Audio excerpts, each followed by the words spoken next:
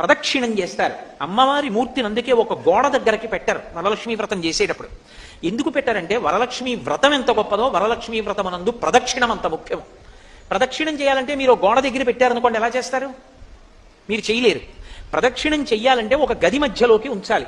ఉంచితే మీరు ప్రదక్షిణం చెయ్యగలరు. ప్రదక్షిణం అంటే దక్షిణం అంటే కుడి, ప్రదక్షిణం ఎప్పుడూ కుడివైపుకు ఉంచి తిరుగుట కాబట్టి ప్రదక్షిణం. ఇప్పుడు అమ్మవారు మధ్యలో ఉంది, చుట్టూ తిరుగుతున్నారు గుండ్రంగా. తిరుగుతున్నప్పుడు ఆవిడ కుడి చేతి వైపుకు ఉంది, కానీ తిరుగుతున్నప్పుడు పదఘట్టనము వినపడకూడదు. అంటే పాదముల యొక్క చప్పుడు గట్టిగా దమ్ దన్ అని వినపడడం కానీ, కలశ కదలడం కానీ, కలశలోకి ప్రకంపన రావడం కానీ జరగకూడదు. అంటే బహుమెల్లగా నడవాలి. ఆ నడిచేటప్పుడు రెండు చేతులు జోడించి అమ్మవారు సింహాసనంలో కూర్చుని ఉండగా ఆవిడ చుట్టూ నేను తిరుగుతున్నానన్న భావనతో తిరగాలి. 3 మార్లు తిరిగి పంచాంగ నమస్కారం చెయ్యాలి. ఆడవారికి సాష్టాంగ నమస్కారం లేదు.